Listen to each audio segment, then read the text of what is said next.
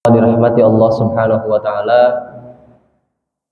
puji syukur kita panjatkan kehadirat Allah Subhanahu wa taala atas limpahan nikmat yang telah Allah Subhanahu wa taala anugerahkan. Di antaranya Allah Subhanahu wa taala telah kembali menghidupkan kita di pagi hari ini dalam keadaan sehat, dalam keadaan diberikan kemampuan dan kemudahan untuk menjalani berbagai macam perintah-perintah Allah Subhanahu wa taala. Alhamdulillah, baru saja kita melaksanakan ibadah salat subuh dengan berjamaah. Mudah-mudahan ibadah kita dan seluruh ibadah yang kita tunaikan di sepanjang Ramadan ini wabil khusus telah diterima oleh Allah Subhanahu wa taala dan dilipat gandakan pahalanya dan menjadi satu amalan yang kemudian bisa menjadi satu kebanggaan bagi kita ketika kita berjumpa dengan Allah Subhanahu wa taala. Amin ya Allah ya rabbal alamin. Ma'asyiral muslimin, di waktu yang berkah ini untuk mengisi kekosongan kita di saat ini, saya ingin mencoba menyampaikan sebuah ayat yang Allah Subhanahu wa taala firmankan di dalam surat At-Taubah ayat yang ke-108. A'udzu billahi minasyaitonir rajim. La takum fihi abadan la masjidun ussisa 'alat taqwa min awwali yaumin ahaqqu an taquma fihi rijalun yuhibbuna an yatatahharu wallahu yuhibbul mutatahhirin. La takum fihi abadan, janganlah engkau berdiri, janganlah engkau beribadah di dalamnya untuk selamanya.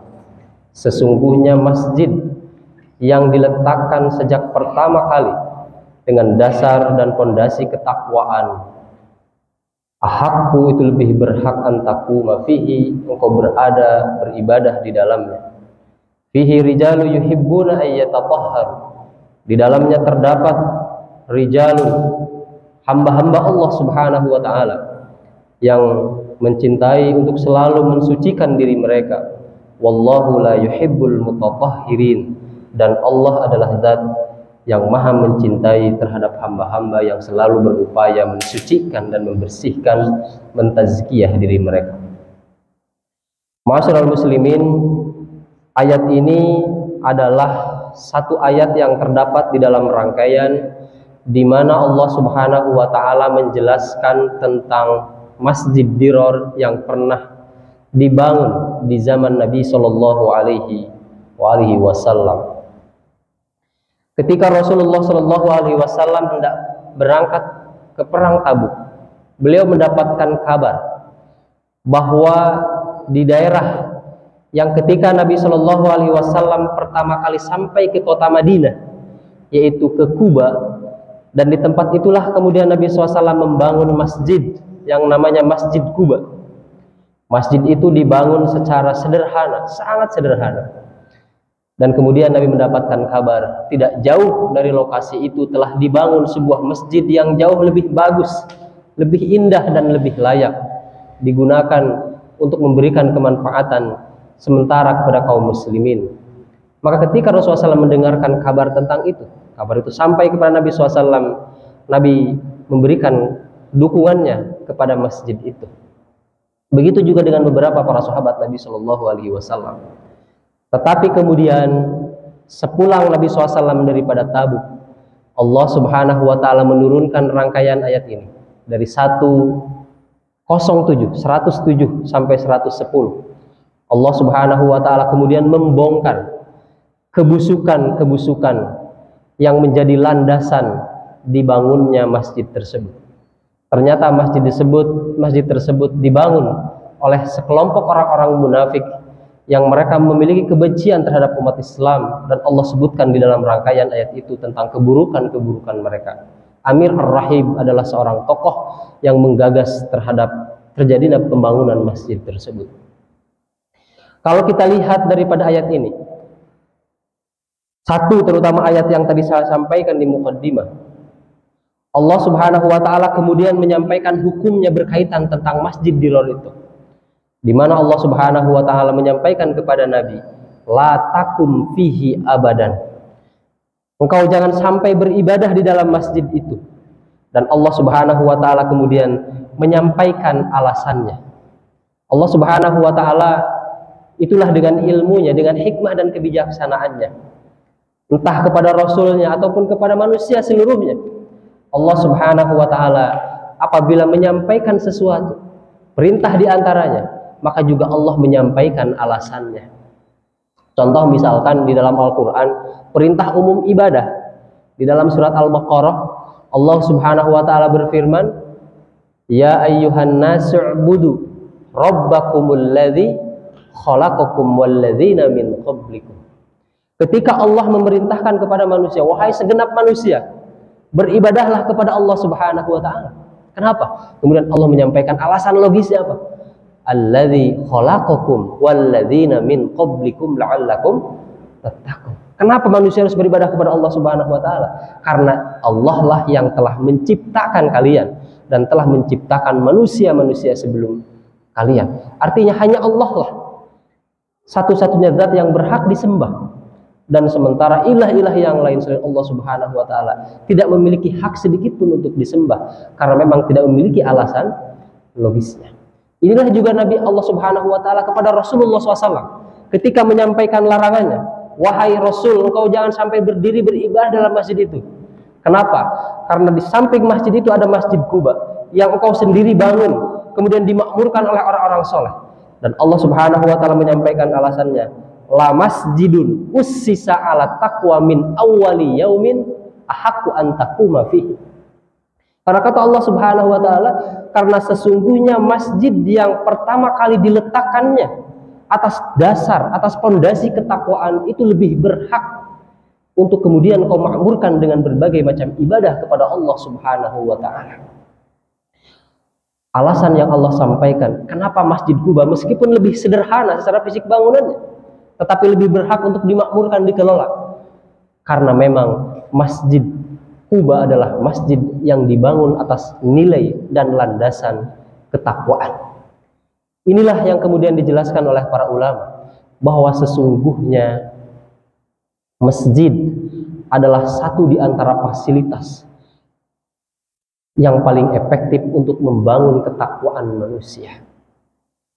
Ma'asyiral muslimin, kalau kita lihat bagaimana arahan syariat Allah maupun Rasulnya memberikan contoh kepada kita tentang seperti apa kita harus menjalani Ramadan, maka Rasulullah SAW melalui sabda dan keteladanannya memberikan sebuah ajaran penting kepada kita semua, bahwa ibadah Ramadan ujung-ujungnya adalah bagaimana kita diperintahkan oleh syariat ini untuk harus lebih merapat lagi dengan rumah Allah, dengan masjid Allah Subhanahu wa taala. Karena itulah kita saum Allah Subhanahu wa taala perintahkan, la'allakum tattaqun, agar kalian menjadi hamba-hamba yang bertakwa. Maka masjid juga adalah kemudian bisa menjadi sebuah bangunan yang betul-betul dikehendaki dan diinginkan oleh Allah Subhanahu wa taala. Terlepas bagus atau tidak bagus fisik masjid itu, yang penting adalah ketika ketakwaan itu hidup di dalam masjid itu. Maka takwa sesungguhnya dengan hal ini menjadi sebuah peringatan bagi kita semua, begitu pentingnya tentang ketakwaan itu. Sehingga kalau kita berbicara tentang masjid, waktu itu ketika Amir Ar-Rahib, ketika dia membangun dengan beberapa sahabatnya untuk membangun Masjid Dirar itu, kira-kira dananya sedikit atau banyak? Mungkin uangnya bukan uang recehan yang dimasukkan ke kenceleng, tapi uang-uang besar dengan jumlah yang cukup tinggi, infaknya sangat besar. Tetapi kemudian kenapa menjadi tidak bernilai di hadapan Allah Subhanahu wa taala? Karena memang tidak adanya ketakwaan di dalam diri mereka ketika mereka melandasi pembangunan masjid itu. Maka inilah kita semua harus terus berupaya untuk meningkatkan kualitas ketakwaan kita kepada Allah Subhanahu wa taala.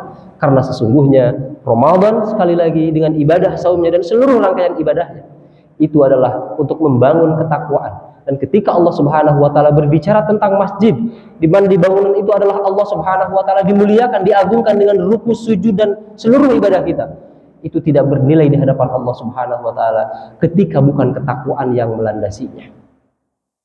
Rasulullah Shallallahu alaihi wasallam dengan keteladanannya kepada kita semua, padahal kalau kita mau hitung-hitungan, kalau kita mau membanding-bandingkan antara diri kita dengan Rasulullah Shallallahu alaihi wasallam dengan para sahabat, mungkin nggak ada nilainya sama sekali. Rasul itu istrinya aja banyak, urusannya sangat banyak. Beliau kepala negara, beliau guru bangsa, beliau adalah segalanya. Maka Nabi Shallallahu alaihi wasallam pada saat itu orang yang sangat sibuk. Tetapi kenapa Rasulullah Shallallahu alaihi wasallam mengajarkan kepada kita di 10 terakhir bulan Ramadan ini untuk menghabiskan, untuk melepaskan semua urusan kita kecuali kita menyibukkan diri dengan masjid. Rasulullah Shallallahu alaihi wasallam selama 10 hari 24 jam beliau berada di masjid tanpa terganggu dengan urusan-urusan yang lain. Dan kita hanya baru bisa di malamnya saja. Tapi itulah Rasulullah Shallallahu alaihi wasallam. Padahal kita tidak lebih sibuk. Urusan kita tidak lebih banyak daripada Nabi Shallallahu alaihi wasallam. 24 jam Rasulullah Shallallahu alaihi wasallam selama 10 hari di penghujung bulan Ramadan itu beliau tidak mengeluarkan dirinya, tidak melepaskan dirinya sedikit pun dari masjid kecuali hanya untuk sekadar memenuhi hajat-hajat yang memang tidak bisa terlepaskan. Rasulullah Shallallahu alaihi wasallam selain itu selalu berada di masjid beribadah kepada Allah Subhanahu wa taala. Ma'asyiral muslimin rahimani wa rahimakumullah. Masjid adalah sesuatu yang sangat penting sesungguhnya bagi kehidupan kita. Kita bisa mengambil pelajaran dari sebuah doa yang dimunajatkan oleh Nabi Ibrahim alaihi salam. Kisah masyhur tentang keluarga Nabi Ibrahim alaihi salam. Saya sering sampaikan ini. Di dunia ini sepanjang sejarah hanya ada 2 keluarga terbaik yang layak, dan untuk selalu kita berusaha untuk meneladani keluarga itu. Dan kita di dalam sholat kita, di penghujung sholat kita selalu membaca kalimat sholawat Nabi Shallallahu alaihi wasallam yang disebut dengan sholawat Ibrahimiyah, di mana di dalam kalimat sholawat itu kita diajarkan untuk membaca dan berdoa dengan melalui kalimat sholawat itu. Allahumma sholli ala Muhammad wa ala ali Muhammad. Nabi Muhammad bukan hanya Nabi Muhammadnya saja, tetapi wa ala ali Muhammad, dengan keluarganya Nabi Muhammad sallallahu alaihi wasallam. Artinya setiap sholat, di penghujung sholat kita disegarkan ingatan kita tentang keluarga ini. Inilah potret keluarga terbaik yang harus menjadi teladan kehidupan kita dalam berkeluarga. Kemudian kama shallaita ala Ibrahim wa ala ali Ibrahim, dan kepada Nabi Ibrahim alaihi salam dan keluarga Nabi Ibrahim alaihi salam. 2 keluarga, satu keluarga Nabi Muhammad SAW, kedua keluarga Nabi Ibrahim alaihi salam. Itulah 2 keluarga yang disebutkan di dalam rangkaian bacaan sholawat itu, yang sesungguhnya di sana ada sebuah isyarat daripada syariat kepada kita semua. Lihatlah, perbanyaklah kalian mengetahui dan membongkar kehidupan 2 keluarga itu, karena di sana terdapat pelajaran-pelajaran yang begitu mahal untuk kita semua, agar kita bisa membangun keluarga kita yang lebih baik. Maka di dalam surat Ibrahim, Allah Subhanahu wa taala mengabadikan doa Nabi Ibrahim alaihissalam. Itu pun panjang doanya. Di antara doa yang disampaikan oleh Nabi Ibrahim alaihissalam itu berkaitan dengan kisah ketika salah satu istri Nabi Ibrahim alaihissalam baru saja melahirkan seorang putra laki-laki, yaitu Ismail alaihissalam. Bayi masih merah, diletakkan oleh diperintahkan oleh Allah Subhanahu wa taala untuk ditempatkan di sebuah padang tandus yang namanya Bakkah. Allah Subhanahu wa taala mengabadikan doa Nabi Ibrahim alaihissalam, dan ini menggambarkan tentang sebuah keyakinan seorang hamba tentang yang namanya rumah Allah Subhanahu wa taala. A'udzubillahi minasyaitonir rajim. Rabbana inni askantu min dzurriyyati biwadin ghairi dzi zar'in inda baitikal muharram. Rabbana ya Rabb kami, sesungguhnya aku meletakkan, aku menempatkan min dzurriyyati, anakku yang masih bayi merah ini, yang kemudian akan menjadi nabi, yaitu Ismail alaihissalam, masih begitu lemah, masih begitu bergantung. Aku letakkan di sebuah tempat ghairi dzar'in, yang tidak memiliki tumbuhan, tidak memiliki tanaman, yang dimungkinkan akan melahirkan buah yang bisa dimanfaatkan dan dijadi bekal untuk perjalanan kehidupan mereka, untuk kehidupannya, kehidupan Ismail alaihissalam dan ibunya tentunya Hajar. Tidak ada sama sekali. Tetapi Nabi Ibrahim yakin, inda baitikal muharram, meskipun di sini tidak ada apa-apa, dalam keadaan miskin, dalam keadaan kekurangan, dalam keadaan tidak memiliki apapun, tapi aku yakin diletakkannya di sisi rumahmu yang dimuliakan. Itulah di pondasi Ka'bah, itulah lokasi Masjidil Haram, yang menjadi bangunan pertama masjid yang dibangun di muka bumi ini.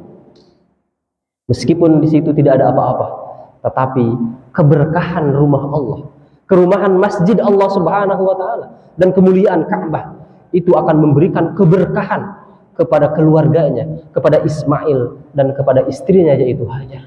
Benarlah Allah Subhanahu wa taala kemudian membuktikan kepada Nabi Ibrahim, bahkan kepada seluruh manusia, kepada kita semua, bagaimana dahsyatnya keberkahan masjid pada waktu itu yang kemudian dirasakan dan masuk ke dalam kehidupan keluarga Nabi Ibrahim alaihissalam.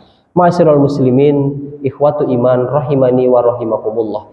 Maka sesungguhnya kita harus memastikan kehidupan kita, kehidupan keluarga kita jangan pernah terlepas dari masjid.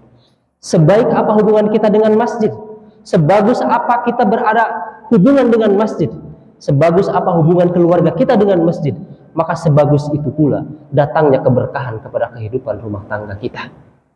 Tetapi kalau hubungan kita bermasalah dengan masjid, maka lihatlah masalah di rumah tangga kita. Jadikanlah, upayakanlah keberkahan masjid, sinar masjid itu masuk ke dalam kehidupan rumah tangga kita.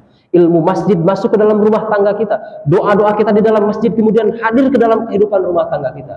Itulah sebuah kalimat yang sangat luar biasa sesungguhnya, yang mesti kita pegang teguh, bahwa kita semua harus menjadi di antara orang-orang yang memiliki hubungan yang baik, yang harmonis dengan rumah Allah Subhanahu wa ta'ala. Bukan hanya kita, tetapi juga seluruh anggota keluarga kita. Kalau berangkat ke masjid jangan sendiri, Pak. Tuntun anak kita, ajak cucu kita, ajak anggota keluarga kita. Baru itu akan mendapatkan keberkahan dari Allah Subhanahu wa ta'ala. Demikian barangkali ikhwatu iman rahimani wa rahimakumullah, mengisi kekosongan kita di waktu yang berkah ini, di waktu subuh. Mudah-mudahan Allah Subhanahu wa ta'ala semakin memperbaiki keadaan kita dengan masjid Allah Subhanahu wa ta'ala. Amin ya Allah ya rabbal alamin. Subhanakallahumma wa bihamdika asyhadu an la ilaha illa anta astaghfiruka wa atubu ilaik. Walhamdulillahi rabbil alamin. Wassalamualaikum warahmatullahi wabarakatuh.